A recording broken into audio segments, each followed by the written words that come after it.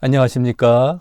오늘도 예정론 구절 발언해서 계속 이어가도록 하겠습니다. 오늘은 이제 신약 성경의 마지막 책이라고 할 수 있는 베드로서에 들어가서 베드로전서 1장이 되겠고요. 다음번에 베드로전서 한 번 더, 또 베드로후서 이렇게 해서 베드로서에서 3번 정도 하면은 이 신약이 전체적으로 이제 맞춰지게 되겠습니다. 처음에 에베소서부터 시작을 했고 로마서, 그 다음에 요한복음, 사도행전을 시작으로 해서 계속해서 신약책을 마태복음부터 다시 해서 이 베드로서까지 쭉 보게 되었는데요. 신약이 이제 이렇게 베드로서 3차례 정도만 더 하면 모두 맞춰지게 되겠습니다. 그리고 이후에는 또 구약에서 한 10번 정도 이렇게 택해서 또 진행하려고 합니다. 그래서 신약의 마지막 책 이제 베드로서 첫 시간 갖도록 하겠습니다. 이번에도 마찬가지로 목차는 똑같습니다. 예정론 구절 무엇인지, 또 예정론 교리, 예정론에서 주장하는 그 교리가 무엇인지 먼저 말씀을 드리겠고요. 그 다음에 바르게 해석, 본론이 되겠죠. 그것에 대한 결론과 적용, 이렇게 순으로 이어가도록 하겠습니다. 먼저 그러면 이번 베드로전서 1장 1절과 2절이 되겠는데요. 아주 짧죠, 오늘 본문이. 먼저 본문을 읽어보겠습니다.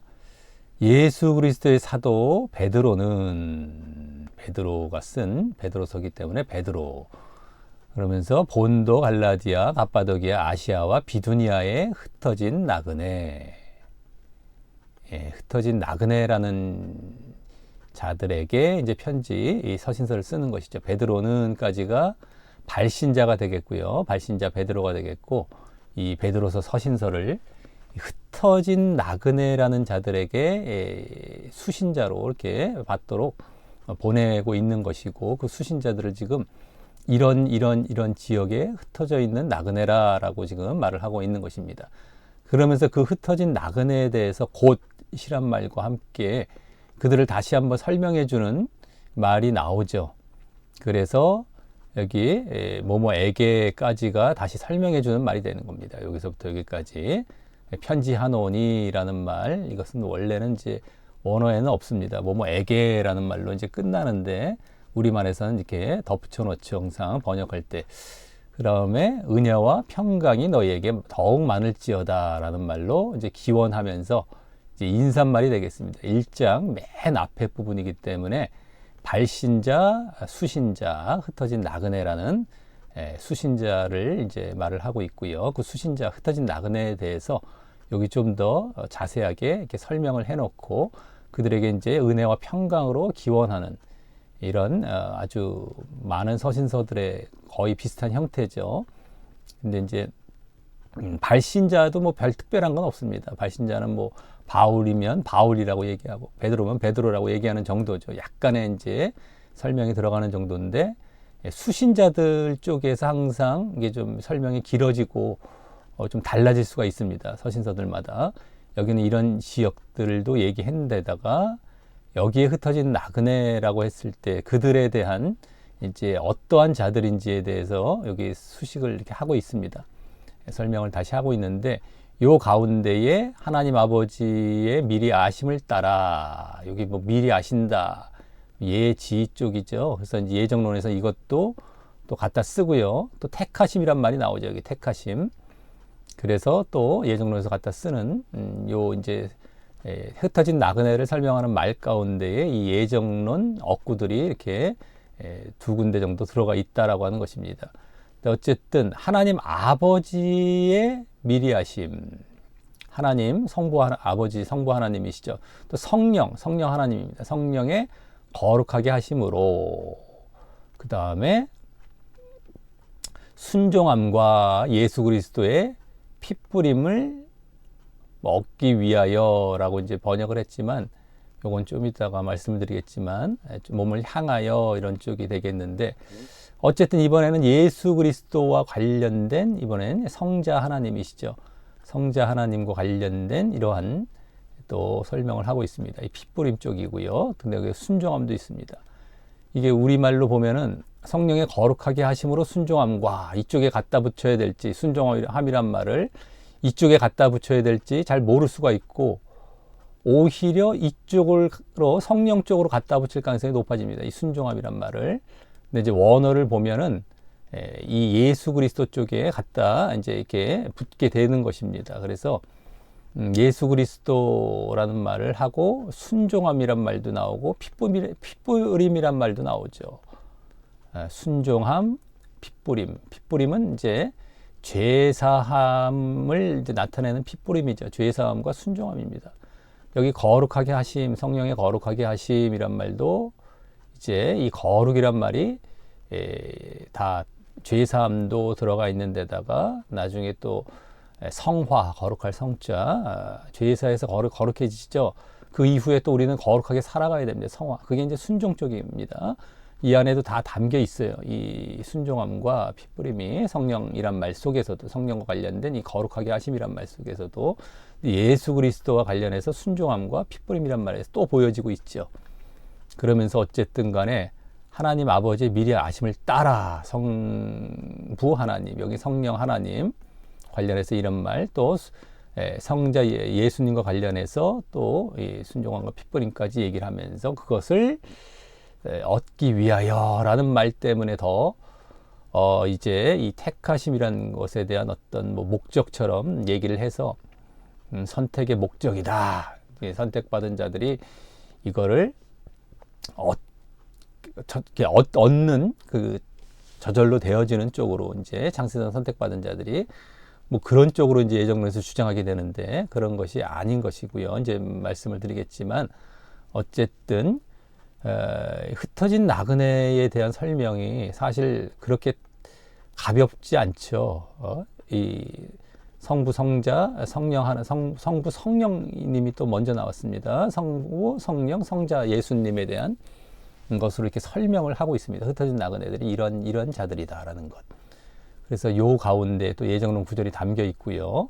이런 내용을 알고 우리가 뭐 흔히 그냥 쓱 보고 넘어갈 수 있을지 모르겠지만 뭐 의미가 제대로 그러면서도 파악이 된다면은 뭐 상관이 없겠지만 그렇게 쉽게 그냥 대충 보고 넘어갈 만한 말씀이 아닌 경우가 사실 꽤 많습니다. 우리가 하나하나 봐야 되고 이렇게 짚어가야 되고 묵상해 가야 되고 그러면서 그 의미를 제대로 파악을 했을 때에 우리가 그 의미를 알고 그대로 우리가 따라갈 수 있는 것이다라고 하는 것이죠. 그래서 어쨌든 오늘도 이제 이렇게 해석도 하면서 이제 또 그 의미도 이제 알아가도록 하겠습니다. 자, 예정론 구절과 예정론 교리 어떤 구절로 어떤 교리를 얘기하는지 말씀을 드리겠습니다. 이번 본문의 예정론 구절은 2절로서 거기 택하심을 입은 자들에게라는 말이 나오고 있기 때문입니다. 여기죠. 특별히 그 앞부분에 하나님의 미리 아심을 따라 또 여기 하나님 아버지의 미리 아심을 따라라는 말이 나오기에 이번에는 구원받기로 예정된 개인을 미리 아신다.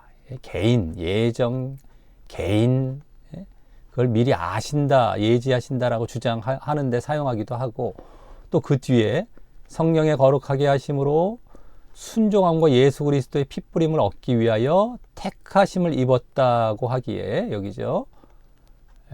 택하심을 입은 여기까지 성령의 거룩하게 하심 또 순종함과 예수 그리스도의 핏뿌림 얻기 위하여 택하심을 입었다 이렇게 나오기 때문에 그 말을 또 잘못 보고서 예정론에서는 잘못 보고서 거룩함과 순종함이 여기 거룩하게 하심 이 성령 쪽에 거룩 쪽이죠. 거룩함 또 순종함 이건 성자 쪽이죠. 이 거룩함과 순종함이 택하심의 목적이라고 하여서 자, 이 부분이 이제 오늘 키포인트가 됩니다. 목적, 택하심으로 인한 어떤 목적. 그러니까 택하심은 끝났고 여기 이제 말씀을 드리겠습니다. 그다음 목적.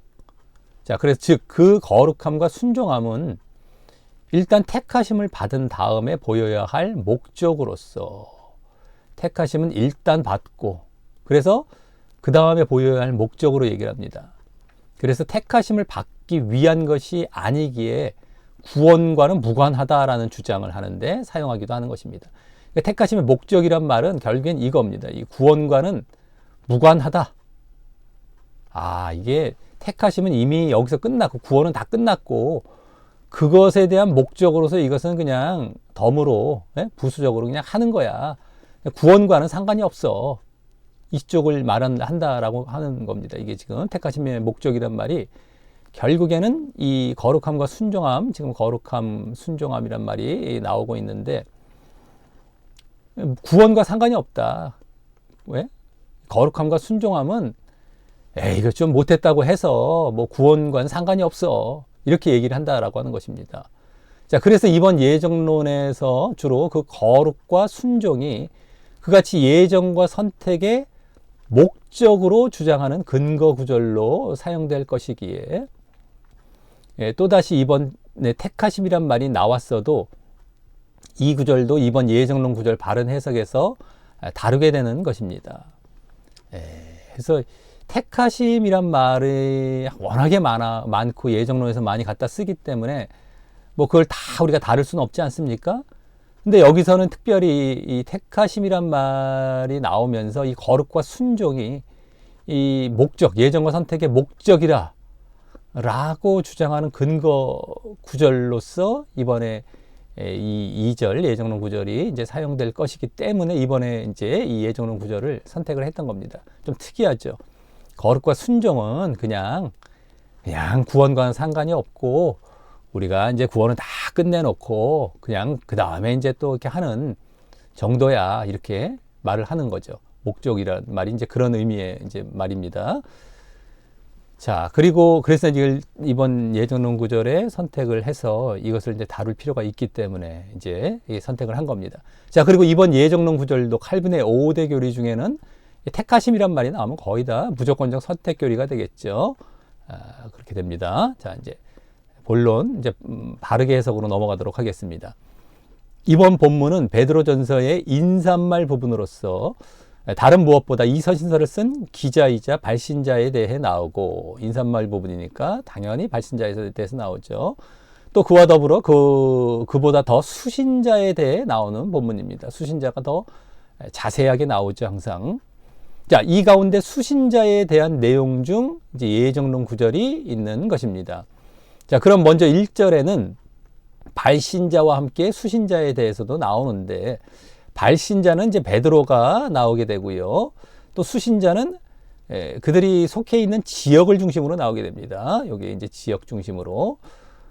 자, 그래서 비두니아까지. 자, 먼저 발신자인 베드로 자신에 대해서는 예수 그리스도의 사도라고 말을 합니다.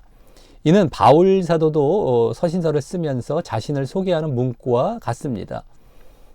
바울 사도, 사도인 바울 뭐 이렇게 얘기를 하죠. 예수 그리스도의 사도, 예수 그리스도의 종 뭐 이렇게 얘기를 하면서 바울도 많이 말을 하지 않습니까? 자, 다만 바울은 하나님의 뜻으로 말미암아 그렇게 예수 그리스도의 사도가 되었다고 하는 경우가 대부분인데 하나님의 뜻으로. 근데 베드로는 이렇게만 지금 말을 하여서 뭐 하나님의 뜻으로 이런 말이 없어요. 그냥 예수 그리스도의 사도 이 말만 딱 합니다. 그래서 나중에 부르심 받아서 이게 사도가 된 바울보다 바울은 다메섹 도상에서 예수님의 부르심을 받기 시작을 했죠. 그래서 나중에 이제 그것도 부활하신 예수님이 빛으로 만나 주셨던 것이었습니다.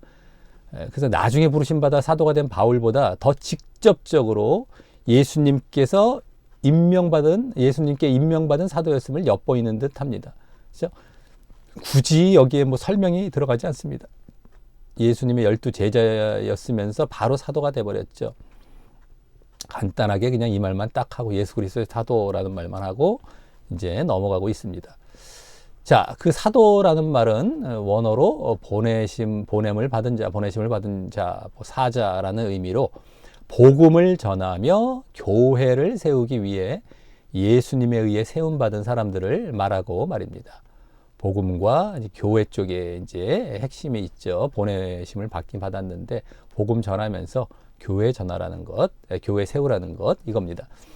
자, 그리고 이제 여기까지 뭐 발신자 큰 의미는 없습니다. 여기까지 뭐. 자, 그리고 이번 본문에 주로 언급되는 수신자에 대해서는 1절 그 뒤부터 2절까지 계속 이어서 나오는데 그래서 뭐 1절, 2절 아주 계속해서 오늘 이번 본문에 꽉 채워져 있습니다. 수신자에 대해서.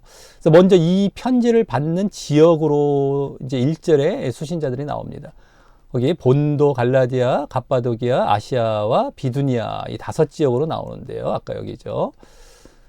이 5지역은 지금의 터키를 거의 커버하는 지역으로 터키를 크게 위아래 두 부분으로 나누어서요. 터키가 이렇게 되어 있죠.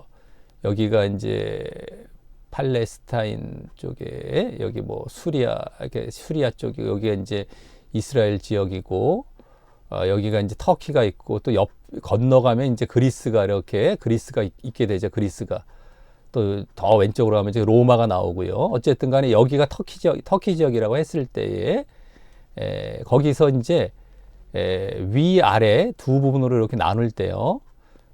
자, 위에 두 지역은 왼쪽부터 비두니아 본도. 그러니까 여기가 비두니아 본도 이렇게 되는 겁니다. 본도라는 것은 여기 원어 이것도 그대로 이제 그 말이죠. 비두니아 그걸 이제 한자어로 이렇게 우리 말로 바꾸다 보니까 이렇게 된 것이지 무슨 도자가 들어갔다 무슨 섬 이름이거나 무슨 이런 거 아닙니다. 행여라도. 자, 그다음 아래 세 지역은 왼쪽부터 아시아, 갈라디아, 갑바도기아. 아시아 여기서도 왼쪽부터 여기 갈라디아, 갑바도기아 이렇게 됩니다. 물론 아시아는 이제 소아시아라고 이제 보통 더 말하기도 하고 하는데 어쨌든 이렇게 되는 거예요. 이게 터키가 거의 이제 커버가 되죠. 터키 전 지역이. 그리고 이 모든 지역은 주전 1세기 중반부터 BC 130년경부터 로마 제국의 행정구역으로서 로마의 식민 지배를 받았던 것입니다. 그래서 로마의 통치 아래에 있었고 이 중 본도와 갑바도기아와 아시아라는 지역은 해서 아까 여기가 비두니아 본도가 여기라고 그랬죠. 본도 그 다음에 갑바도기아가 여기 그 다음에 아시아는 여기 이렇게 됩니다. 그렇죠? 본도 이렇게 세 지역. 이 지역은 사도행전을 보면 오순절 성령 강림 사건이 있을 때 오순절을 지키기 위해서 그 지역으로부터 유대인들이 예루살렘에 와 있었던 것으로 나옵니다. 오순절 지키기 위해서 와 있던 유대인들 그 지역들 중에 이제 이 세 지역이 나오게 되죠. 또 함께. 그래서 그곳 기독교인들은 아마도 오순절 성령 강림 사건 때 그 사건도 이제 목격하고 또 그때 베드로의 설교도 듣고 회심한 사람들이 그곳으로 자기 지역으로 건너가서 복음을 전하여서 요 세 지역이죠. 그래서 형성된 기독교인들이었을 것이고 그 중에는 유대인들뿐만 아니라 이 기독교인들 중에서는 이제 그렇게 기독교인들이 되었는데 그 중에는 유대인들뿐만 아니라 이방인들 중에서도 기독교인이 되는 자들이 많이 포함되었을 것입니다. 그러면서 또 이 중 갈라디아와 아시아 지역은 갈라디아는 아까 여기 부분이죠. 여기. 그 다음에 여기 아시아가 여기죠. 그래서 요 두 지역은 이 바울이 3차에 걸쳐 전도 여행을 다닌 지역에 포함되는 곳이기 때문에 3차에 걸친 바울의 전도 여행이 이제 사도행전에 나오지 않습니까? 근데 거기에 포함이 됩니다. 그 중에서 갈라디아서를 1차 전도 여행 때 주로 갔죠. 이제 갔죠. 여기 갈라디아. 그러니까 여기서 이제 그 수리아 쪽에 안디옥 교회에서 이렇게 떠나갔고 구브로를 지나서 이렇게 해서 딱 여기 갈라디아 쪽으로 올라가지 않습니까? 이렇게 키프로스는 이제 구브로는 이 바나바의 고향이다 보니까 그걸 먼저 갔다가 이렇게 가서 갈라디아 이렇게 지나가고 나중에 이제 2차 쪽에서는 이제 여기도 가죠. 여기 아시아 에베소부터 해가지고 뭐 쭉 골로새 뭐 이런 지금 나오는 교회들 그 지역이죠. 거기 아시아 쪽. 근데 어쨌든 그렇게 이제 3차 전도 여행에 포함되는 곳이기 때문에 그곳에서부터도 또한 그 나머지 지역인 그 윗지역을 비롯한 동쪽 지역에 여기 아까 요 두 지역이니까 요 윗지역 그죠? 윗지역은 아까 비두니아와 본도라고 했습니다. 그리고 여기 나머지 갑바도기아가 있죠. 그러니까 나머지 그 지역들의 이제 복음 전파가 이제 이루어져서 그와 같이 기독교인들이 형성되어 있었을 것입니다. 자, 그래서 여기 그들을 흩어진 나그네라고 하는데, 여기 흩어진이란 말은 원어로 많이 들어보았었을 디아스포라라는 말로, 그 말이 흔히 바벨론 포로 시대 때부터 이후 성전 파괴로 인해서 이방 나라로 흩어지게 된 그 유대인들에게 주로 이제 쓰여지게 되지만, 그렇다고 여기서는 그 말이 단지 유대인들만을 말을 하는 것이 아니라 다른 이방인 신자들도 포함하여 말을 하는 것이기 때문에 하나의 그 민족적 차원에서 쓰는 말이 아니고요. 디아스포라 유대인, 뭐 이런 민족적, 유대인만 민족적인 차원에서 쓰는 말이 아니고 바로 신앙적인 차원에서 쓰는 말인 것입니다. 그래서 흩어진 유대인, 뭐 디아스포라 유대인이라고 하지 않고 흩어진 나그네, 디아스포라 나그네라는 말을 쓰고 있는 것입니다. 나그네. 유대인이란 말로 이렇게 디아스포라라는 말을 유대인에게 국한시키지 않았고, 이제 나그네라는 말로, 여기에 나그네라는 말에는 이제 유대인뿐만 아니라 이방인들도 다 포함된 신자죠. 신자. 기독교인들 쪽입니다. 그리고 그렇다면 여기 나그네라는 말은 원래 원어로 순례자란 말이 듯이요. 원래 원어는 순례자란 말입니다. 순례. 그래서 그 순례해야 할 그 본향이 바로 이스라엘과 예루살렘을 의미하는 것이 아니라 어디를 가리키는 것이겠습니까? 이 신자들에게. 맞습니다. 바로 하늘 천국과 하나님 나라를 의미하는 것입니다.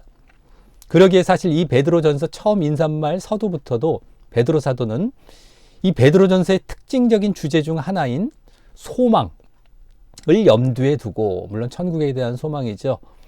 소망을 염두에 두고 이 서신서를 시작하고 있음을 우리는 엿볼 수 있게 되는 것입니다.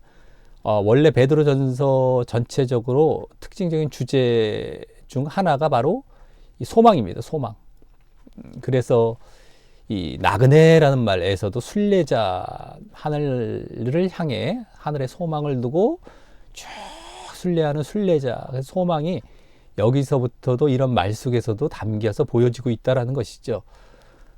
자, 그리고 그 지역들 또한 로마의 통치 아래에 있었기 때문에 당시 네로 황제의 기독교인에 대한 학정과 탄압이 이미 시작되었고, 네로 황제의 그 여러 학정과 탄압, 아주 핍박이 심했고 고난을 이제 일으킨 이제 외부적인 고난이죠. 핍박.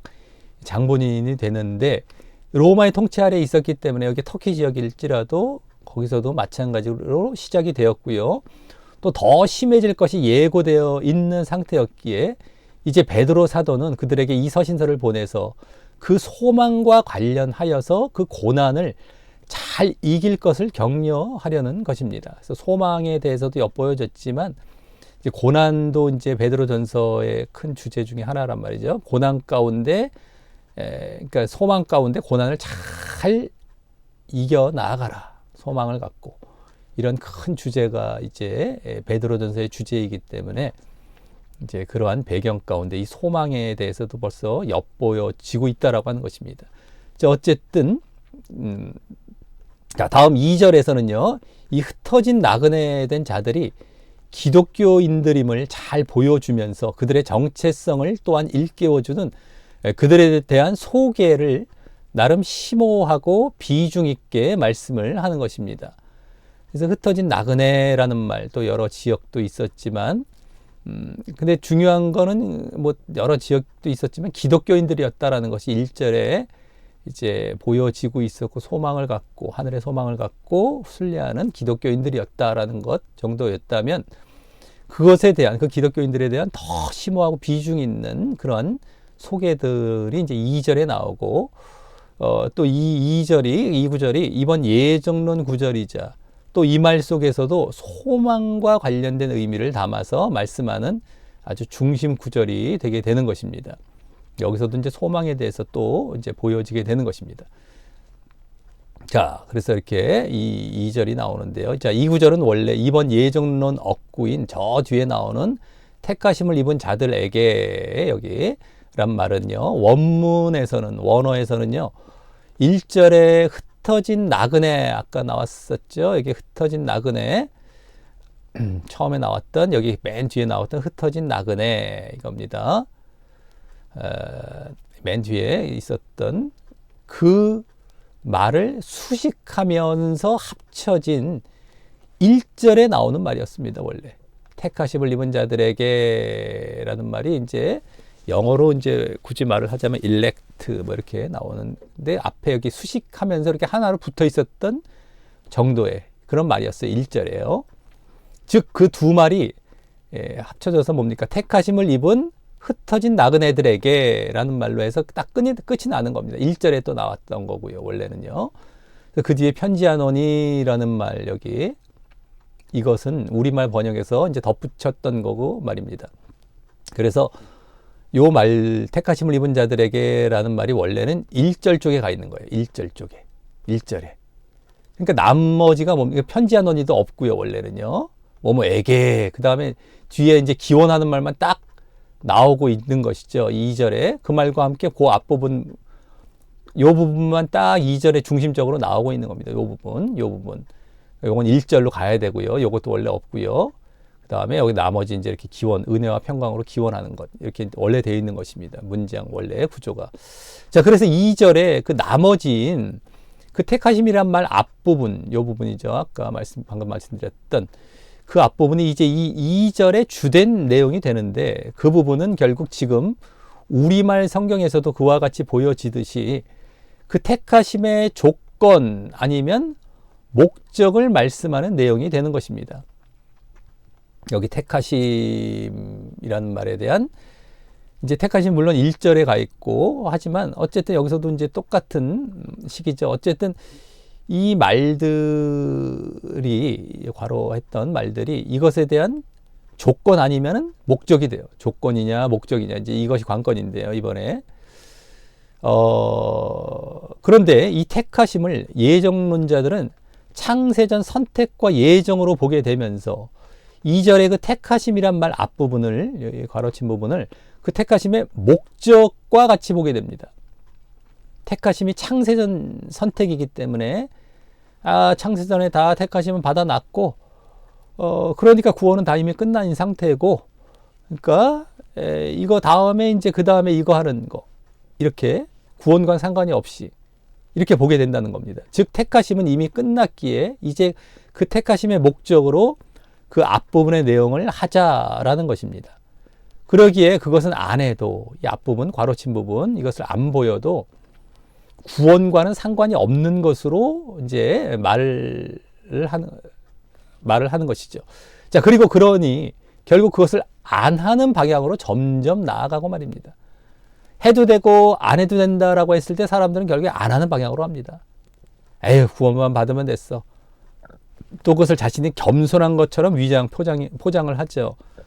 나는 그렇게 뭐 상급까지 그렇게 큰 욕심도 없어. 그냥 구원해 주시면 그걸로 감사하고 난 감동할 거야. 뭐 이러면서 말이죠. 예? 결국 안 하는 방향. 자, 얼마나 코미디 같은 경우인지 모릅니다. 안 하면 다 지옥 가는 거거든요. 그래서 구원은 다 따놨다고 얘기를 하면서 이거는 또 겸손으로 포장하면서 또 이렇게 얘기를 한단 말이죠. 이게 굳이 말을 안 한다 할지라도 마음속에 그렇게 되어 있어요. 웬만한 사람들 마음은 그렇게 되어 있습니다. 말을 하든 안 하든 간에요. 그렇게 갈 수밖에 없고 마귀가 또 글로 미혹해 갑니다. 코미디 같은 일인데요. 어쨌든 이걸로 점점 나아가고 이제 완전히 그쪽으로 점철이 됩니다. 이제 하지만 우리가 그동안 보아왔듯이 이 택하심이라는 것은요. 결국 창세전 선택이 아니라 믿음에 의한 선택입니다. 내가 믿었기 때문에 그 택하심을 받는 거예요. 믿었기 때문에. 그래서 믿음이란 말을 대신한다라고 보면 된다라고 늘 말씀을 드렸죠.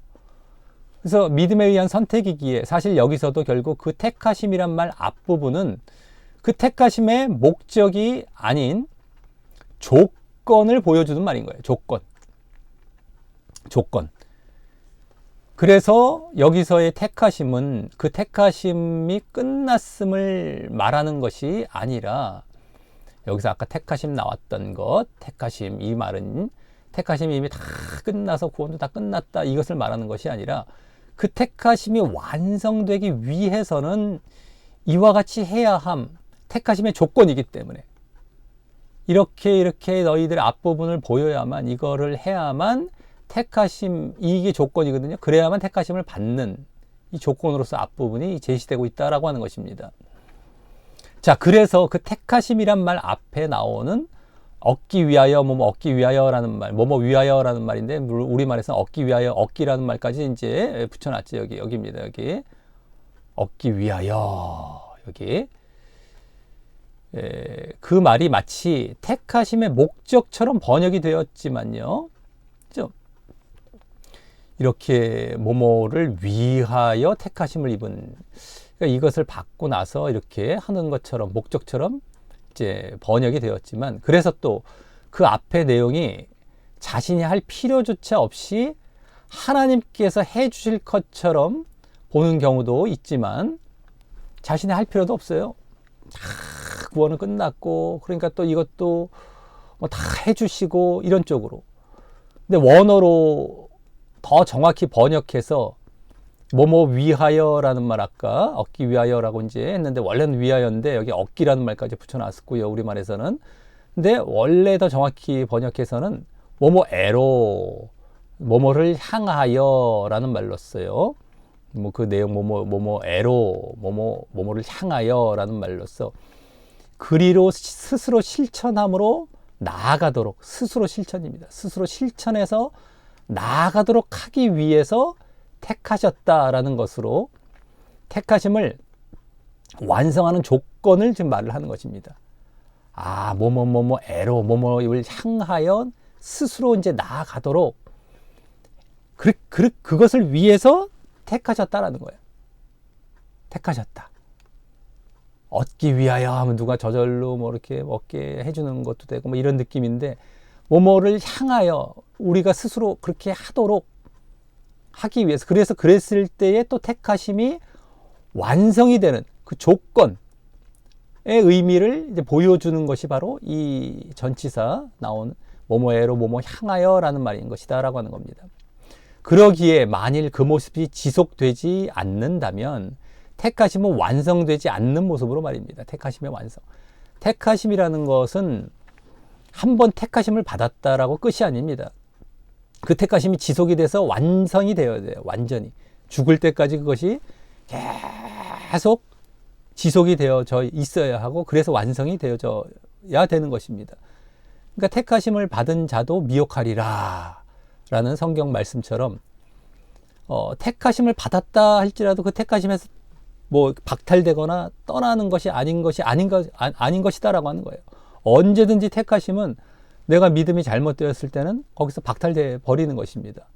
근데 창세전 선택으로 말을 했을 때는 하나님께서 절대 주권으로 절대 움직일 수 없는 선택을 해놨는데 이걸 누가 뺐느냐, 누가 이걸 뺏어가느냐, 절대 그렇지 않아, 안심해. 듣기 엄청 좋습니다. 엄청 좋아요. 사람들은 아멘 하면 모든 게 다 끝난 것처럼, 거짓 가르침에, 거짓 아멘에 자기들이 다 거짓인지도 모르고 서로 간에 풍짝이 맞아서 그러고 있죠. 다 지옥 갑니다. 거기서 완전히 떠나시기 바랍니다. 말만 거창하게 했다고, 말만 좋게 했다고 그게 진리가 아니고 진실이 아닌 것이에요. 하나님께서 하셨는데 뭐 이런 거 막 제시할 때 의심 없이 받아들이지 마시고요. 그 말들은 누구든지 할 수 있어요. 근데 성경에서 그런 말들이 아닌 경우가 허다하고, 그렇게 볼 일이 아닌 걸 다 그 말 갖다 붙였다고 그 말이 옳은 게 아닙니다. 막 분위기 타갖고 그냥 거기서 그냥 확 그냥 쫓아가고 끝날 말들이 아닌 것이다라고 하는 거예요. 그러니까 항상 조심하시길 바라겠고, 여기서도 뭐 창세전에다 선택을 해놨는데 누가 이걸 빼앗겠냐. 그 전에도 다 받지 않았었습니까? 로마서 때. 빼앗을 자가 없다. 이것도 다 잘못 해석해갖고 뭐 엉터리로 그냥 갖다 붙여놓고 이러니까 사람들은 또 말씀을 제시하면서 그 말까지 하니 막 정말 뭐 믿고 싶었던 그 사실 내용들이었거든요. 정말 그랬다면 너무너무 좋을 것 같았거든요. 근데 뭐 마침 기다렸다는 듯이 그 가르침을 주니 덥석 안 받아 먹겠습니까? 그 엉터리 믿음인데. 자기들도 알잖아요. 자기들 모릅니까? 이게 엉터리라는 거 자기들도 몰라요. 양심 스스로를 한번 정확하게 자기 양심을 살펴보란 말입니다. 이게 엉터리인지 아닌지. 그 겉으로는 막 웃는 척하고 막 눈물까지 흘려주는 척하고 막 하는 것 같은데 속마음이 어떻어요? 다 거짓이잖아요. 적당히 대충 믿으려고 하는 게 다 있잖아요. 없습니까? 이런 양심을 들여다보는 것부터 우리 신자, 진짜 신자들은 자기 내면을 들여다봐야 돼요. 이런 거짓하면 안 됩니다. 다 이제 가짜로 믿으려고 하는 거 아니겠습니까? 적당히 믿고 대충 믿고 그러면서도 구원 준다면 난 너무 좋다라는 것. 그것을 위해서 난 뭐든 하겠다라고 하면서 말이죠. 내가 행함 안 보여도 내 헌금 받으려면 바치겠습니다. 뭐 이렇게 이제 나간다던가 말이죠. 정말 필요한 것은 행함이고 순종인데 그거 안 하려고 해요. 그래 놓고 이제 돈으로 때우는 거죠. 그냥 내가 돈을, 이 귀한 피 같은 돈을 이렇게 바치겠습니다. 와, 내가 얼마나 더 눈물까지 흘려 드리겠습니다. 뭐 이런 식으로 다 포장하고 위장하고. 하나님은 그런 거 바라시지 않으세요. 야, 내가 제사를 원하니? 너희 재물을 원하니? 너희 희생 재물, 뭐 아무리 값진 것, 뭐 돈 얼마나 거기다가 갖다 부어놓고 그런 걸 내가 원하니? 그거 나 원하지 않아. 너희의 순종, 너희의 긍휼, 너희의 인애, 너희의 진실된 나를 향한 마음, 이런 걸 원하시는 겁니다. 모든 것들이 다 하나님 것인데 하나님께서 뭘 바라시겠습니까? 뭘 물질을 바라시겠습니까? 그러니까 그런 것으로 정말 우리가 위장하고 포장하고 거짓 가르치는 것에 절대 넘어가지 마시고 자기 양심, 자기 내면을 정확히 들여다보시고 거기서 빨리 빠져나오시기 바랍니다. 다 지옥 가니까 말입니다. 자, 그래서 택하심이라는 건 완성이 항상 남아있다라는 것입니다. 자, 그리고 그러기에 여기서도 택하심이란 바로 믿음으로 들어온 상태를 말하고 항상 믿음이라고 말씀을 드렸습니다.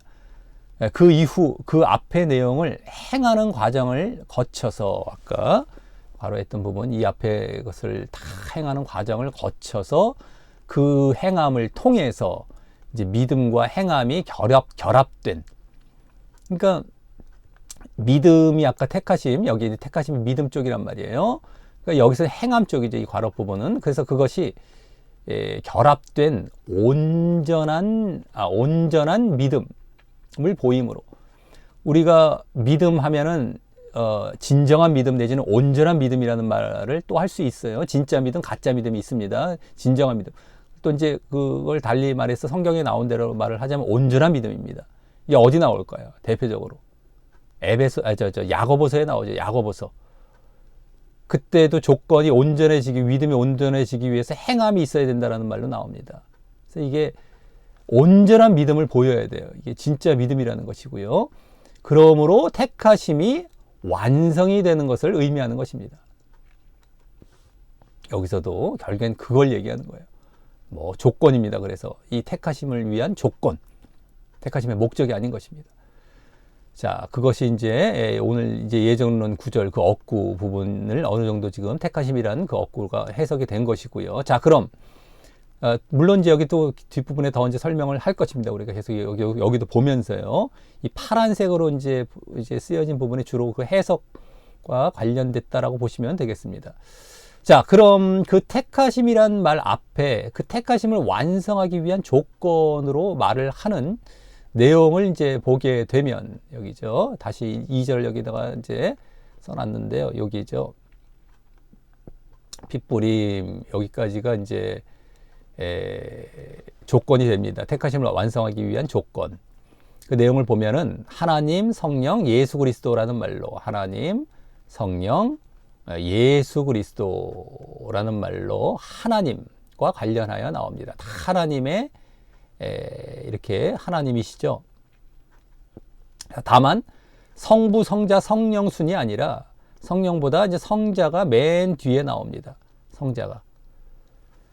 보통은 이제 뭐 축도할 때랄까 이렇게 이제 그런 문이 나올 때 보면은 성부, 성자, 성령의 순으로 나오게 되는데 여기는 이제 성자가 맨 뒤에 나와요. 그러기에 이러한 형태, 성자가 맨 뒤에 나오는 형태부터 바로 택하심의 목적이 아닌 조건을 말씀하는 것이라는 양상이 이제 엿보여지게 되는 것입니다. 여기서도 이제 벌써 이런 데서도 보여지는데 그래서 여기 이제 결국 성부와 성령과 관련된 내용은 그 맨 뒤에 나오는 성자와 관련된 내용을 위해 돕는 역할을 하는 것이고 그 성자와 관련된 내용이 앞서 그 향하여, 즉 뭐뭐에로, 여기 얻기 위하여라는 것에 대한 바른 해석이라고 했었죠. 여기 바른 번역, 뭐뭐 향한, 뭐뭐에로라고 하는 말과 직접 붙어 있기도 하기에, 여기서도 이제 보면은 예수님과 관련된 부분이 여기 순종함부터 시작해서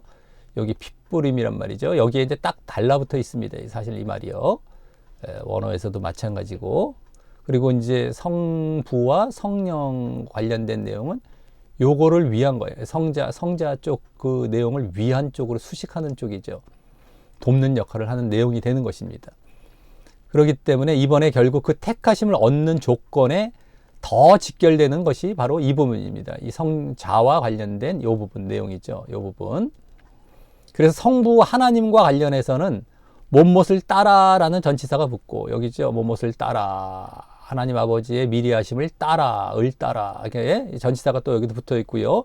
또 성령 하나님과 관련해서는 못못으로, 이렇게 못못 성령의 거룩하게 하심 의로라는 말이 전치사가 붙어 있는데, 더 정확히 이제 이걸 번역하면 아내가 됩니다. 성령의 거룩하심 아내라는 그 전치사가 붙는 세 구조 중의 말입니다. 그래서 다 이렇게 지금 전치사들이 다 붙어 있는 거예요. 근데 이제 얻기 위하여라는 것이 이 성자 쪽에 이제 주로 붙어 있고요. 못못 향하여 못못에로입니다. 원래 이렇게 딱 붙어 있어요. 근데 여기 전치사는 여기 붙어 있고, 여기 전치사는 여기 붙어 있기 때문에 이 못못에로, 못못 향하여, 이거는 주로 성자 쪽에 붙어 있는 거예요. 성자 쪽에. 그리고 이 성자 쪽의 내용이 이제 맨 뒤로 간 것이, 여기에 내용이 이제 주된 이 부분에 이제 지금 우리 택하심을 얻기 위한 조건이잖아요. 완성하기 위한 조건. 거기에 핵심 부분이 되는 것이다라고 하는 겁니다. 그리고 나머지 성부와 성령에 대한 내용은 이 성자 예수님과 관련된 내용을 이제 더 보충해주고 도와주는 그런 역할이 된다라고 하는 것이죠. 자, 그러니까 잘 봐야 됩니다. 이 성경을 잘 봐야 돼. 이게 무슨 말인가, 막 성부, 성령, 성자가 나오긴 나오는데 막 이게 뭘 의미할까 막 헷갈릴 수가 있는데요. 하나하나 이제 제대로 이제 보다 보면은 이게 또 이렇게 되어 있고, 순서도 이렇게 되어 있고, 구조는 이렇게 되어 있고, 또 성자 예수님에 대한 것 쪽을 강조하고 있구나, 이런 것을 보게 되고요. 그러니까 여기 나온 내용들이 더 중점이 되는 것도 이제 알면서 보게 되는 것이죠. 자, 그럼 먼저 성부와 관련하여 맨 앞에 나오는 하나님 아버지의 미리 아심이란 무슨 말인가요? 예, 하나님 아버지의 미리 아심을 따라할 때 그 하나님 아버지의 미리 아심. 이 말이 이번에 또 다른 예정론 억구가 되는데 말입니다. 이제 주된 억구는 아니랄지라도 하나의 또 부차적인 예정론 억구가 되죠. 미리 아심, 예지. 자, 우리가 전에 로마서 등에서도 보아왔듯이 어떤 구원받기로 예정된 개인을 미리 아신다라는 말이 아닙니다. 믿음을 가질 공동체가 있음을 미리 아신다라는 말인 것이죠. 개인이 아닌 겁니다. 개인이 아니라 공동체가 있을, 그것도 믿음을 가질 공동체, 그것을 미리 아신다는 말인 것입니다. 그래서 이건 결국에 믿음을 가진 공동체는 이제 한마디로 말하자면 하나님의 백성, 하나님의 나라, 교회가 되는 것이죠. 그걸 미리 아신다는 거예요. 자, 그래서 당신의 계획에 따라 말입니다. 이 당신의 계획이 예정의 실체죠. 예정된 개인이 아니라 예정된 공동체, 그걸 미리 아신다는 거예요.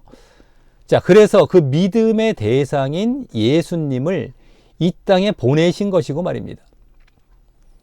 미리 아신다, 이 믿을 공동체가 있다라는 것을 아신기 때문에 믿음의 대상이신 예수님을 이 땅에 보내시고, 그 예수님을 믿을 자들이 있다는 걸 아시는, 그걸 얘기하는 겁니다. 그러니까 사실은 창세전부터 하나님이 예정하고 계획하신 것이 이 공동체였단 말이죠. 예수님과 함께.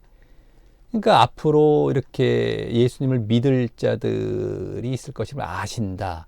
그걸 계획해 놓으신 것처럼 똑같은 그런 차원의 예지인 것입니다. 계획해 놓으신 차원처럼. 그리고 어쨌든 예수님을, 그 믿음의 대상이신 예수님을 이 땅에 보내신 것이죠. 이제 믿어 공동체가 있음을 아시기도 하고 계획을 해 놓으셨기 때문에. 그래서 이 말은 그 믿음을 가질 자에 대한 믿음과 관련하여 말씀된 것입니다. 믿음을 가질 자에 대한 믿음. 하나님 아버지의 미리 아심을 따라라고 했을 때에 이 미리 아심이라는 것은 믿음 쪽입니다. 믿음을 가질 자에 대한 그들에 대한 아심, 이걸 얘기하시는 거예요. 믿음과 관련된 말인 거예요. 믿음과 관련된 말씀. 하나님께서 정말 그것을 아신다라는 겁니다. 믿을 자들에 대해서. 자, 그리고 또 혹 그렇게 보면 안 되지만 혹 그렇게 공동체 차원이 아니라 이제 만약에 개인 차원에서 한번 본다 할지라도요. 원래는 이렇게 보면 안 됩니다. 하지만 그렇게 본다 할지라도 지금 예정론 해석 그들의 주장이 잘못됐다라는 것을 지금 계속 우리가 지금 바르게 해석해서 알려드리는 쪽이기 때문에 개인 차원으로 봐도 안 맞는다는 것을 이제 보고자 하는 겁니다. 그것 때문에 한번 보는 것인데요. 개인 차원에서 한번 본다 할지라도 이 미리 아심이란 말은 신학 용어로 흔히 예지라고 하여서 이 예지가 된 이후로 택하심이 이루어진다는 것이기 때문에 예지 다음에 택하심. 그렇기 때문에 그 사람이 믿을 것을 아시고 택하시는 것, 예지하시고 그 다음에 택하시는 것을 보여주는 것으로서 예정론이 이때에도 전혀 안 맞고 이 또한 믿음 차원인 것입니다. 믿을 것을 아시고 그에 대한 것을 믿게 하시는 게 아닙니다. 믿을 것을 미리 아신다라는 것이죠. 아신다. 그 개인에 대해서. 그 다음에 믿음을 보시고 택하시는 거예요. 믿음에 의한 택하심이라는 것이 개인적으로 봐도 예지가 앞에 나왔다라는 것은요. 결국에는 그렇게 되는 것입니다. 예지를 이제 갖고 택하심, 예지가 먼저 나왔다라는 것은 결국에는 믿을 것에 대한 이제 그걸 아심이다라고 하는 거예요. 그러니까 믿음이 먼저가 되는 것이죠. 믿음. 그 다음에 택하심이기 때문에 개인적으로 봐도 이 창세전 예정이 맞지 않다라는 것입니다. 자, 다음 이번엔 성령과 관련하여서 그 뒤에 나오는 성령의 거룩하게 하심 안에서 아까 의로라고 했었죠. 성령의 거룩하게 하심 의로라고 했는데 거기 안에서라고 했습니다. 원래는 무슨 말일까요? 일단 성령은 아무에게나 갑자기 임하시는 것이 아니라 진정한 믿음을 가진 자들이 죄사함과 얻게 되는 그 결과로 주어지는 것이기에 그런 자는 죄사함 받아서 거룩해질 뿐만 아니라 이 진정한 믿음, 거듭남까지 있는 사실 믿음입니다. 아무에게나 그냥 성령이 임한 것이 아니에요. 대충 영접 기도했다고 해서요. 정말 내가 십자가와 부활에 연합해서 거듭남까지 가진 그런 믿음을 가진 자들이 죄사함과 함께 얻게 되는 그 결과로 주어지는 것이기 때문에 그 죄사함 받아서 거룩해질 뿐만 아니라 또 이후에도 이제 그렇게 성령님과 함께 계속 거룩해져 가고 성화되어 가는 것을 말을 하는 것입니다. 계속해서 성령님과 함께 여기 지금 성령의 거룩하신 영이란 말입니다. 원어상도 두 단어라고 말씀을 드렸죠. 거룩할 성자, 영자, 거룩한 영의 거룩하게 하심 이런 말이에요. 원래는요. 거룩한 영의 거룩하게 하심.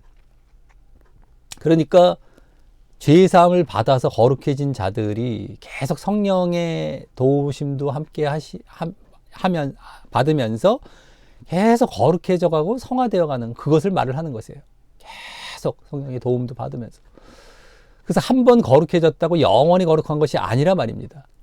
그래서 여기서는 죄사함과 이제 또 거룩한 삶인 행함, 이 거룩이라고 지금 나왔던 것이 바로 행함입니다. 거룩한 삶, 그것이 바로 행함이에요. 행함.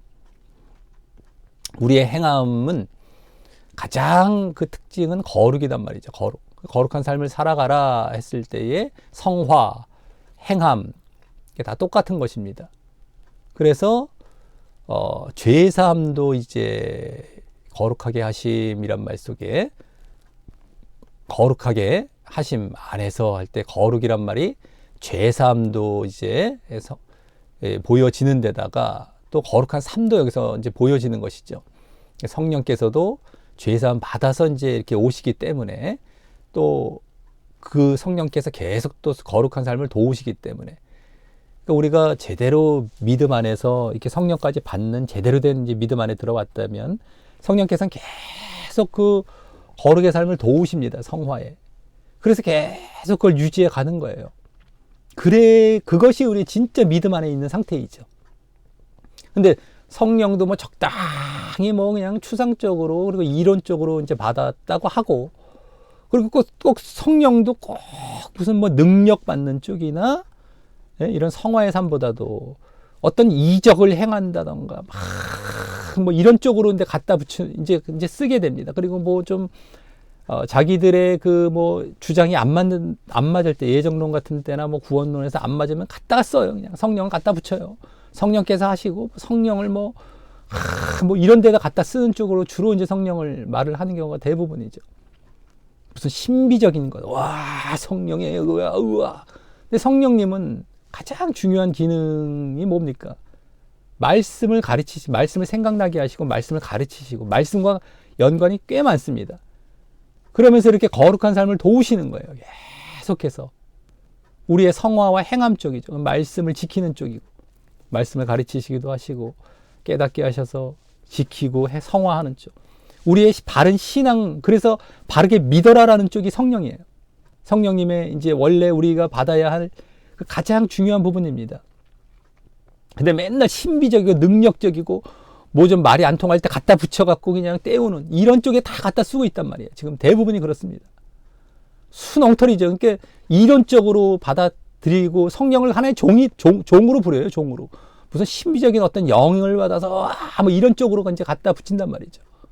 하나님의 영이고 하나님 앞에 내가 정말 순종해야 할, 우리를 이끌어 가시는 정말 이렇게 구원의 자리로, 정말 바른 믿음의 자리로 계속 이끌어 가시는 영으로 받아들이지 않는 그런 거예요. 자세히 보십시오. 다 엉터리인 거죠. 성령도 받은 것도 아닌 상태이고요. 사실은요. 제대로 된 믿음 안에 들어와 있지도 않고요. 그러니까 순 구원은 따놨다라고 하니까 성령을 그렇게 갖다 쓰는 겁니다. 사실 예정론에서 이게 다 이제 그렇게 이제 시작이 된 거가 되는 거예요. 결국엔 그것도요. 다 구원이 끝났다고 하니까 그게 다 성령까지도 다 종 부리듯이 뭐 신비적인 것에서 다 갖다 쓰고 이런 쪽으로 이제 가게 된 것이 되는 겁니다. 그래서 절대 그런 것이 아니라는 것. 여기서도 이제 죄사함, 거룩한 삶, 우리가 믿음을 제대로 갖고 구원받게 하는 쪽에 다 이 성령님이 지금 이런 역할을 해주고 계신 것입니다. 도우심을 주고 계시는 것입니다. 성령님께서 전적으로 다 하시는 게 아니라 내가 거룩한 삶을 살아갈 때 도우시는 거예요. 성령께서 다 하시는 것도 아닌 것입니다. 결국엔 내가 하는 거예요. 내가 하는 건데 성령께서는 옆에서 도와주시는 것이죠. 이런 것도 우리가 또 놓쳐서는 안 되겠다라고 하는 것입니다. 자, 그 다음 마지막으로 이번엔 가장 중심적인 성자와 관련해서 아까 말씀드렸죠. 가장 중심이 이제 성자가 되신다라는 거, 거기서 지금 근데 거기 관련해서 그 뒤에 이제 순종함과 예수 그리스도의 핏뿌림은 지금 아까 마지막 맨 뒤에 부분입니다. 여기 순종함과 예수 그리스도의 핏뿌림 이 부분 있죠. 그것은 방금 앞에서 본 성령의 거룩하게 하심이란 말 속에 담겨 있는 죄사함과 행함의 의미를 다시 이같이 핏뿌림과 순종함으로 말한 것이 돼. 잘 보셔야 됩니다. 죄사함과 행함의 의미가 아까 여기 죄사함, 거룩한 삶, 이게 행함. 그러니까 아까 거룩이란 말 속에 다 이렇게 죄사함과 행함이 담겨 있었던 것인데요. 성령이란 말과 함께. 근데 그 말을 다시금 핏뿌림과 순종함으로 말한 것이 되는 거예요. 죄사함은 이제 핏뿌림은 죄사함과 관련되고 순종함은 행함과 관련되는 것이죠. 근데 그렇되 순종함을 먼저 말한 것으로 볼 수 있는 것입니다. 행함과 순종함 또 같은 차원입니다. 혹시라도 이것도 이렇게 연결을 할 때 막 생소해하면 안 됩니다. 행함과 순종함 다 같은 거예요. 거룩한 삶, 성화, 순종, 행함. 그 핏뿌림은 다 죄사함 쪽이 아니겠습니까? 이렇게 연결을 다시 여기서 순종함과 예수 그리스도의 핏뿌림 요 두 부분이 이렇게 죄사함과 여기 행함, 거룩한 삶, 성화와 그대로 연결이 되어 있다라고 하는 것인데 여기서 이제 순종함을 먼저 말을 했어요. 순종함. 죄사함과 순종함 중에서 순종함과 죄사함 순으로 말을 한 격이 저기 순종함이 앞에 나오지 않았습니까? 핏부림이 뒤에 나오고, 그리고 이 부분은 앞서 말했듯이 택하심을 완성하기 위한 조건의 결정적인 핵심 내용을 말하는 것이기에 바로 이와 같이 순종함이라는 행함과 또 그러므로 핏부림이라는 죄사함으로 계속 나아가야 지금 순종함, 여기 순종함, 그건 행함이라고도 말씀드렸습니다. 앞에서 지금 다. 그리고 핏부림, 죄사함 쪽이라고 말씀드렸죠. 어쨌든 순종함이라는 행함과 핏부림이라는 죄사함으로 계속 나아가야 결국 그 택하심을 얻게 됨을 보여주는 것입니다. 아, 이게 조건의 결정적인 내용이 바로 이거예요. 행함과 그로 인한 죄사함이죠. 더 구체적으로 우리가 믿음에 따른 행함과 순종을 계속해서 보일 때, 지금 여기 순종이 앞에 나왔단 말이죠. 그 다음에 핏부림, 죄사함이 더 뒤에 나왔어요. 근데 행함과 순종, 순종은 행함과 순종이죠. 그걸 계속해서 보일 때 결국 예수 그리스도로 인한 죄사함을 완전히 얻게 되는 것. 이게 예수 그리스도의 핏부림, 죄사함. 완전히 얻게 되는 거예요. 완성이 되는 거예요. 죄사함이. 것인데, 그래서 여기 순종함이란 말이 핏부림이란 말보다 먼저 나오고 있는 것이다 라고 하는 겁니다. 아, 순종함과 그래서 예수 그리스도의 핏부림, 이 죄사함이 이미 완성이 되는 겁니다. 죄사함이 시작이 된 것과 완성이 된 것은 또 다른 차원인 거예요. 죄사함, 우리가 믿음으로 죄사함 안에 들어왔지만 계속해서 제대로 된 믿음 안에서 행함과 순종을 보여나갈 때, 온전한 믿음이죠. 그럴 때 죄사함이 이제 완전히 이제 얻게 되어지는 겁니다. 자, 그래서 그 두 가지가 여기 행함과 죄사함 이거죠. 죄사함, 행함과 죄사함 내지는 뭐 순종함과 핏부림 이 두 가지인데요. 이 순종함과 핏부림 이 두 가지.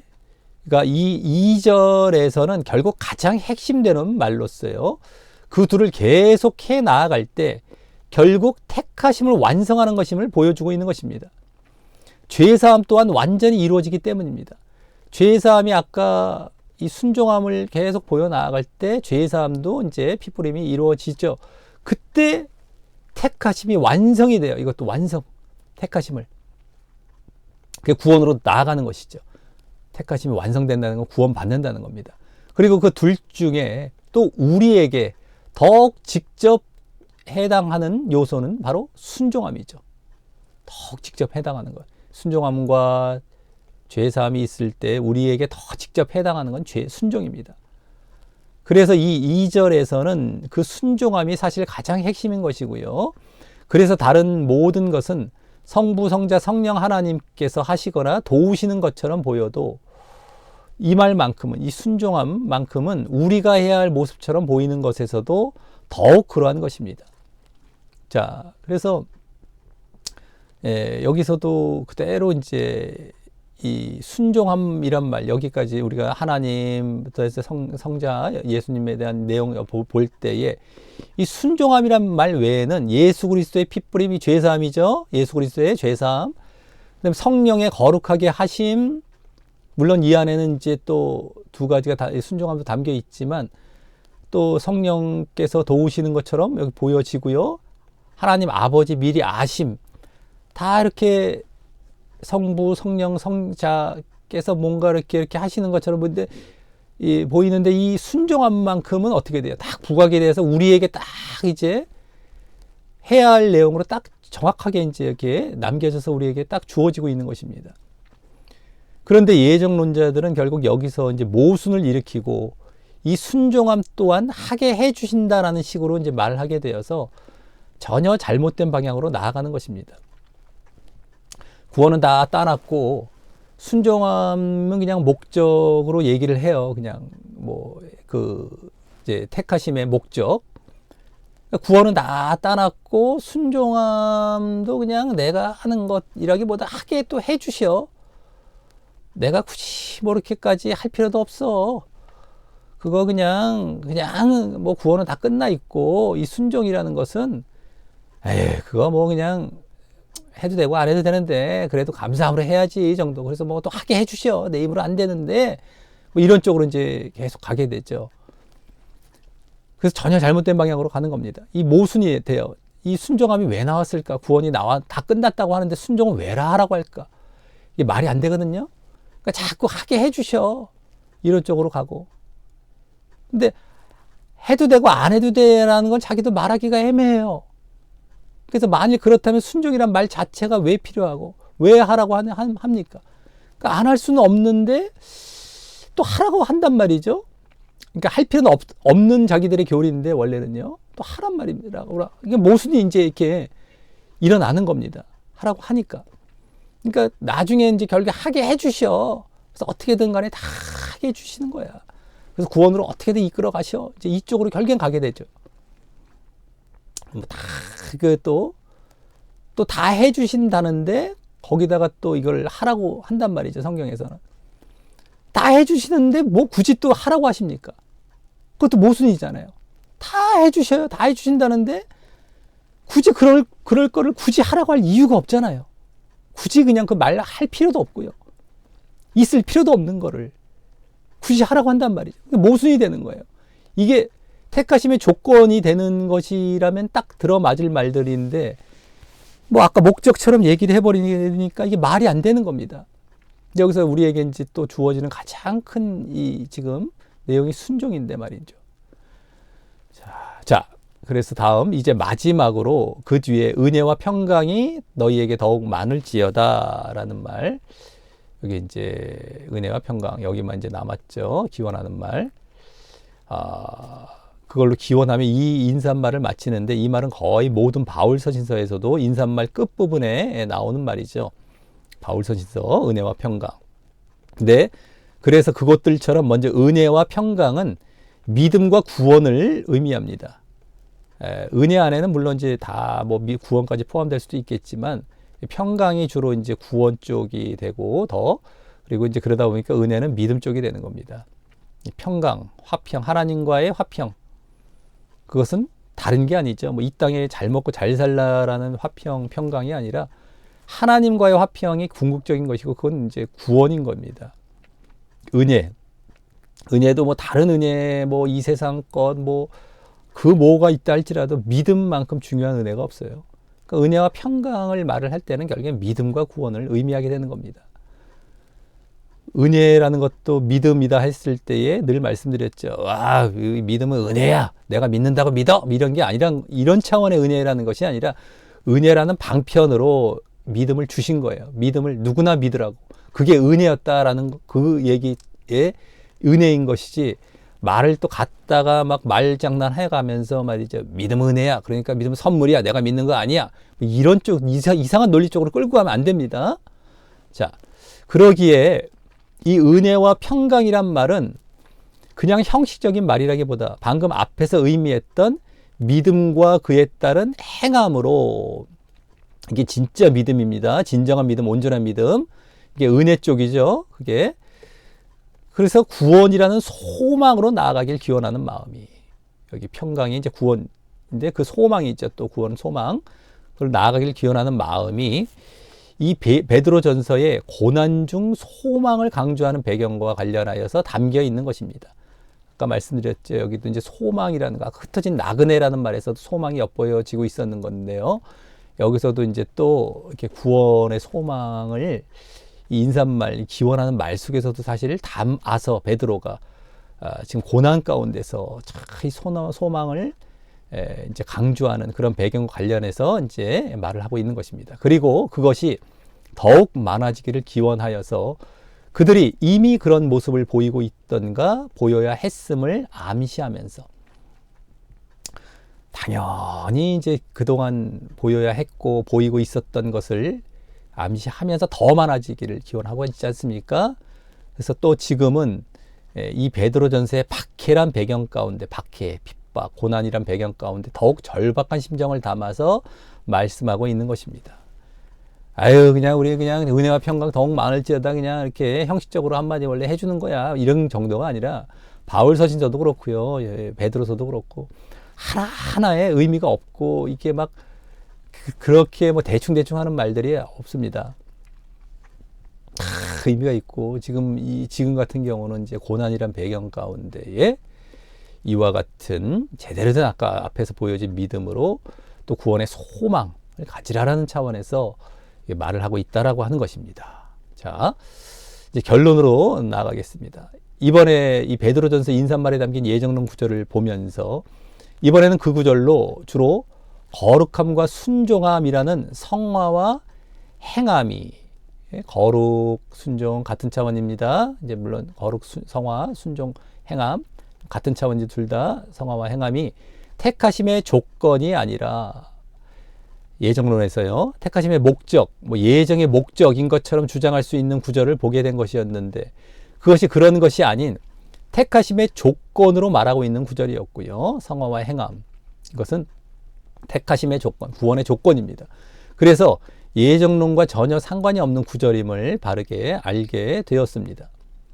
그래서 이번 택하심이란 말 앞에 나왔던 성부, 성자, 성령 하나님 모두가 그 거룩함과 순종함이라는 성화와 행함을 이루어 주시는 분도 아니고 우리가 믿음 안에서 그 성화와 행함을 보일 때에 약속하신 대로 이루시는 차원에서 도우시는 정도, 약속하신 대로 그렇게 이제 이루어 가시는 거, 거룩하게 하시는 거, 뭐 피 뿌리시는 거, 이런 것들도 그런 것을 그 약속을 이루어 가시는 차원에서 도우시는 정도, 도우시는 거죠. 도우시는 거.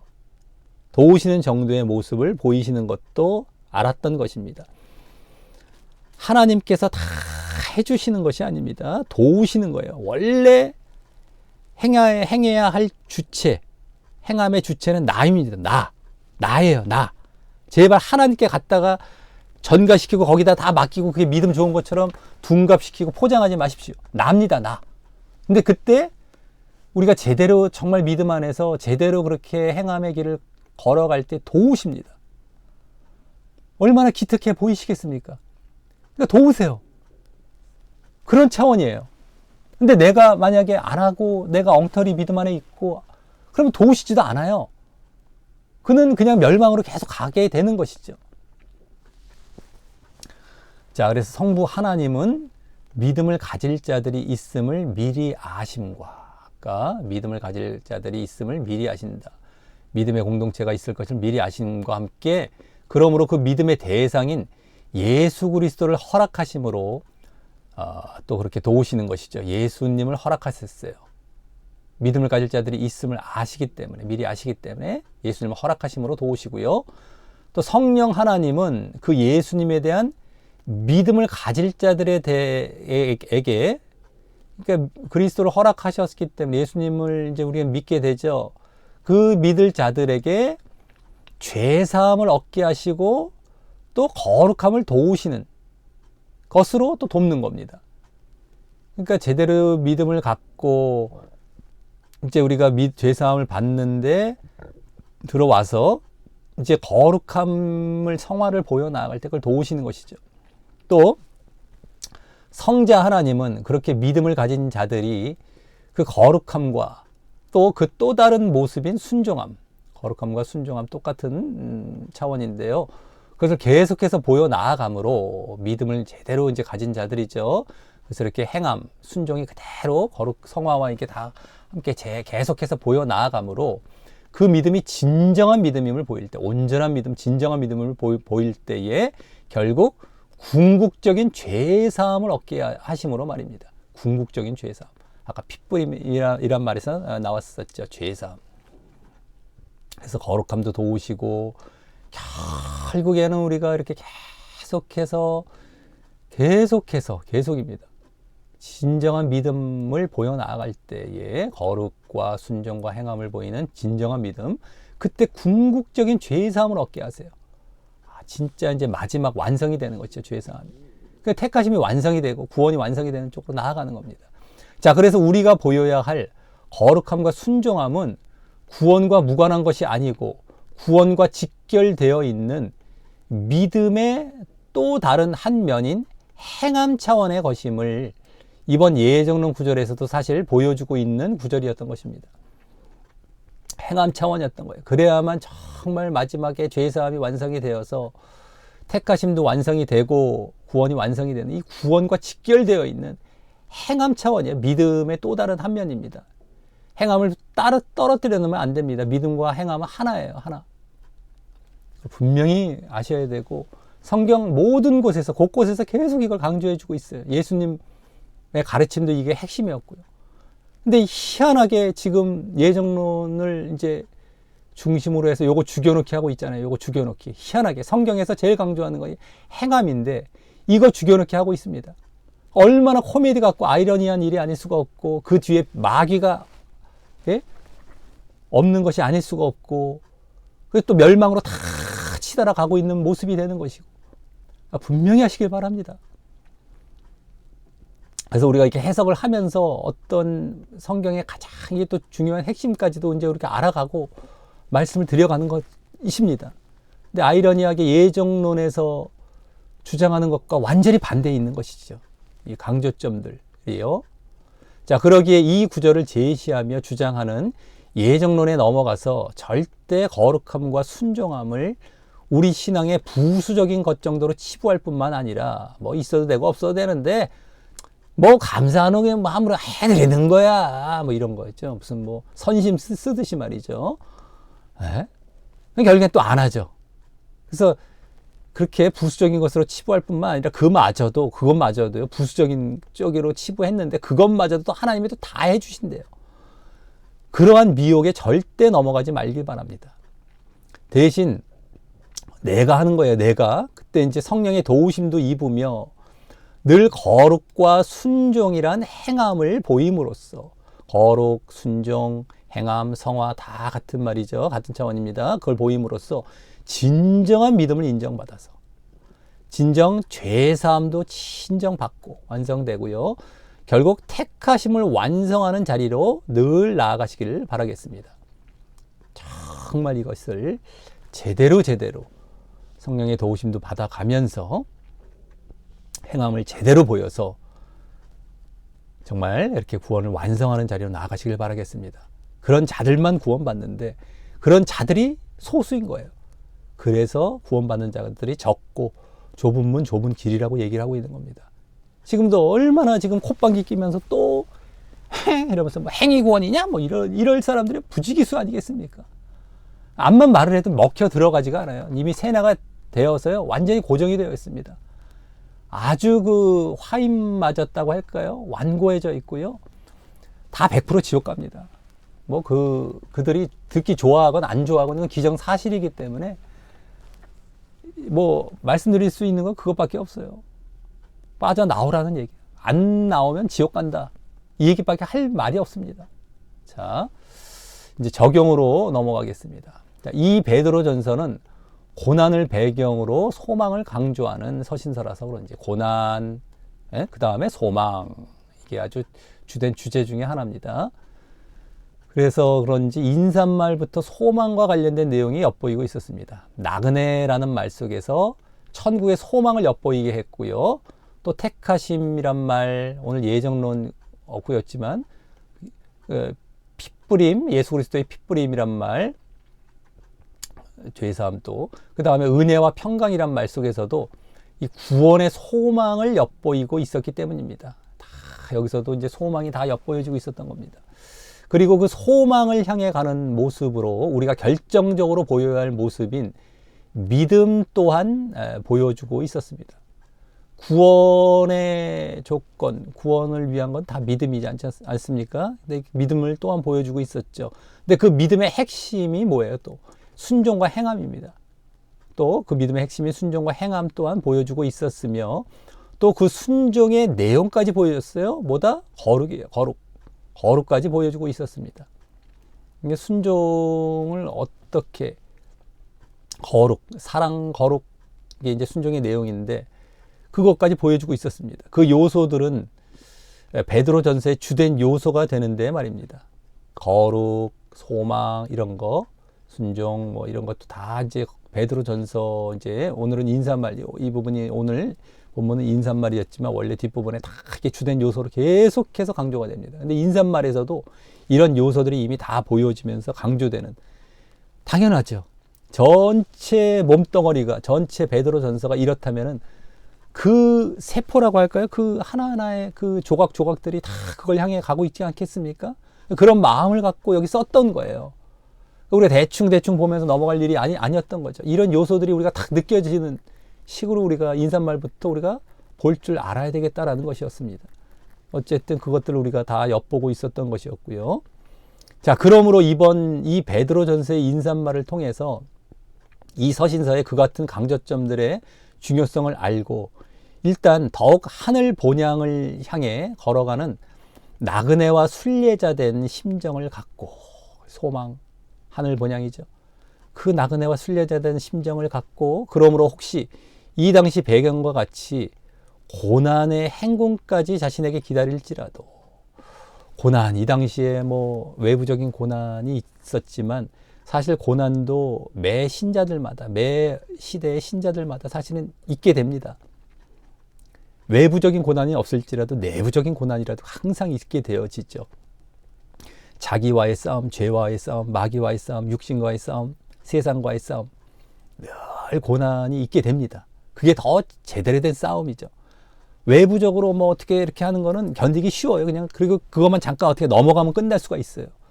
근데 내부적인 고난은 평생을 싸워가면서 우리가 해 나가야 되는 것입니다. 그러니까 항상 기다리고 있는 것이죠. 그런데 그럴지라도 구원의 소망을 항상 마음에 품게 되기를 바라겠고요. 항상 구원의 소망, 예? 순례자된 심정 갖고서 소망을 항상 품게 되기를 바라겠고요. 그래서 그 고난을 잘 이겨내는 것이죠. 소망을 가져야 우리가 싸워 나아가고 또 믿음도 제대로 가져가는 것입니다. 그래서 그렇게 소망이 중요한 것이고, 우리가 이 땅에, 하늘이 아니라 하늘의 소망을 둔 것이 아니라 이 땅의 소망을 두면 그것이 안 되게 돼 있어요. 그러니까 믿음을 제대로 안 보이게 됩니다. 그러니까 믿음의 핵심인 행함도 안 보이게 되는 거예요. 그래서 사람들이 웬만하면 하늘의 소망을 안 두고 이 땅의 소망을 두기 때문에 그 행함을 그렇게 죽이려고 하는 거예요. 그냥 하기 싫은 거거든요. 할 수도 없고 막 내가 막 죽겠는 거예요. 그러니까 안 된다라는 말이 내가 하늘의 소망을 두지 않았기 때문이에요. 내 영적인 자리에 들어가지 않았기 때문입니다. 원인은 자기에게 있었던 거죠. 자기가 육신에 있기 때문에. 자기 십자가가 안 지기 때문에.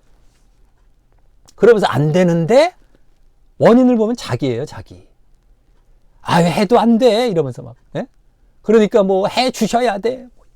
예정론 같은 거 다 붙들고. 으아! 이러는데 자기의 본질과 자기의 상태는 어디에 있어요? 육에 있죠. 세상에 있죠. 지옥 갈 상태인데도 안 된다 그러면서 그렇게 또 말들은 좋아라 하고 말들은 아주 그냥 치장해서 막 하나님께 의해서 뭐 이렇게 얘기를 하는데 본질 자체는 지옥의 상태예요, 지금. 그거 자체가 거듭나 있지도 않은 상태죠. 그러니 이리 봐도 저리 봐도 다 지옥 갈 상태입니다. 행함도 안 보이는 데다가, 예? 본질 자체도 자기가 잘못되어 있는 상태에다 다 자기 책임으로 지옥 가는 거예요, 다. 이런 걸 분명히 아시기 바라겠습니다. 그래서 하늘 소망을 둔다는 게 우리가 얼마나 중요한 신앙의 한 부분인지 모르는 겁니다. 믿음, 소망, 사랑 했을 때 소망과 믿음, 사랑은 또 그 믿음의 내용도 되고, 이게 다 이게 중요한 거예요. 자, 또 다음, 그 여정으로서 믿음에 따른 순종을, 그러니까 하늘 소망을 가지기 때문에 이 순종을 거룩함을 목적으로 끝까지 잘 보이기를 다짐함으로, 예? 다짐하고 이제 행해 나아가는 것이죠. 그래서 결국 그리스도의 핏뿌림과, 이게 죄사함입니다. 그래서 택하심이 완성이 되는 거예요. 진정 그 구원에 들어가는 것이죠. 구원받게 되는 것이죠. 그렇게 되기를 간절히 소원합니다. 이 베드로서의 이러한 내용 안에 담겨있는 영적인 의미들을, 우리를 향한 정말 초대 외침, 이런 것들이 베드로서에 얼마나 담겨있는지 모릅니다. 이 베드로 사도도 예수님 당시에는 되게 엉뚱한 부분도 보였고 뭐 부족한 부분도 보였지만 얼마나 또 베드로서가 바울 서신 못지않게 귀한 줄 모릅니다. 정말 이런, 정말 우리가 고난 가운데서도 정말 하늘 소망을 두고 다 그걸 이겨 싸워 나아가면서 행함 제대로 보여 나아가면서 결국 구원을 완성하는 자리로 결국 나아가시게 되시기를 바라겠습니다. 그거 죽이고 있고 그거 못하게 만드는 게 예정론이니까 제발 그 예정론에서 빠져나오시고 조심하시면서 잘 걸어가시게 되시기를 바라겠습니다. 예, 오늘도 이제 뭐 짧은 2절이었지만 뭐 시간은 또 이렇게 흘러가게 되었고요. 자, 어쨌든 뭐 그런 시간 같은 거 따지지 않으셨으면 좋겠습니다. 자, 오늘도 함께 이제 이렇게 해 주시고 또 이끌어 주시고 또 이제 홀로 영광 받으실 그 하나님께 모든 영광을 돌리면서 마치도록 하겠습니다. 예, 이상입니다.